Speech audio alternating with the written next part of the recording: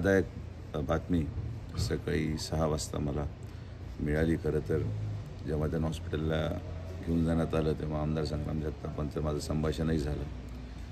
काल संध्याकाळी जवळपास माझ्या मते दुपारी कथा संपल्यानंतर 3 ते 5 किंवा 6 वाजेपर्यंत माझ्या लोणी इथे निवासस्थानी दुपारी जेवले.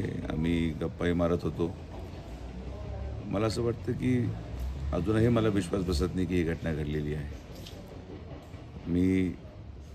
आमची मैत्री म्हणावा किंवा त्यांचं नेतृत्व आणि आमचा संबंध हे पूर्ण जिल्ह्याला माहिती आहे की विखे परिवार आणि कर्डिले परिवार हा या मागच्या कित्येक वर्षापासून आम्ही एकत्र राहिलो. प्रत्येक राजकारण, प्रत्येक निवडणूक आम्ही एकत्रित केली. माझ्या दृष्टिकोनातून अहिल्यानगरमध्ये एक राजकीय गुरु म्हणून मी त्यांना पाहत होतो. आता या सगळ्या प्रवासामध्ये प्रत्येक उतार चढावामध्ये आम्ही एक संघ राहिलो.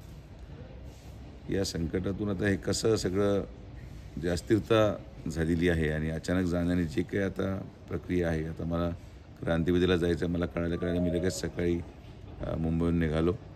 मला असं वाटतं की फार मोठा धक्का हा भारतीय जनता पार्टी महायुतीला झालेला आहे आणि मी सन्माननीय कर्डिले साहेबांना आमच्या विखे पाटील परिवाराच्या वतीने भावपूर्ण श्रद्धांजली अर्पण करतो. आमदार साहेब देखील दुपारी संभाजीनगरला आहे, ते दुपारून निघतील. माझ्या वतीने अंत्यविधीला आमचा पूर्ण परिवार असेल. तर त्यांचं मणक्याचं ऑपरेशन काही कालावधीपूर्वी झालं होतं आणि ते मागच्या 2 दिवसापूर्वी यायचं रोज म्हणत होते. पण काल मग शेवटी ते म्हटले मी आज येऊनच जातो, कारण की त्यांना घरी आम्ही निमंत्रित केलेलं होतं. त्यांना म्हटलं होतं गर्दीत येऊ नका, तुम्ही घरी या म्हणजे तुम्हाला जास्त त्रास होणार नाही. आणि मी तो कालचा व्हिडिओ मला एका मुलाने काढलेला होता आणि तो मला पाठवला. आज सकाळी मी पाहिलाही देखील तो. पण नाही, अविश्वसनीय झालेलं आहे सगळं. कसं याच्यातून आता मीच एवढ्या मोठ्या शॉकमध्ये आहे की मला याच्यातूनच आता बाहेर यायला वेळ लागेल. की काल अतिशय आनंदात म्हणजे एकदम जोकिंग चालू होतं, हसत खेळत आम्ही नेहमी असंच गप्पा मारायचो. आणि हे जे सगळं घडलेलं आहे मग आता मी सकाळी उठल्यापासून मी या धावपळीत होतो. विमान पकडलं, इथं पोहोचलो. तर मला असं वाटतं की मी थोडंसं एकदम व्यवस्थित धक्क्यातून मला जो धक्का बसला त्याच्यातूनच बाहेर आल्यानंतर व्यवस्थित प्रतिक्रिया देऊ शकेल त्यावेळी.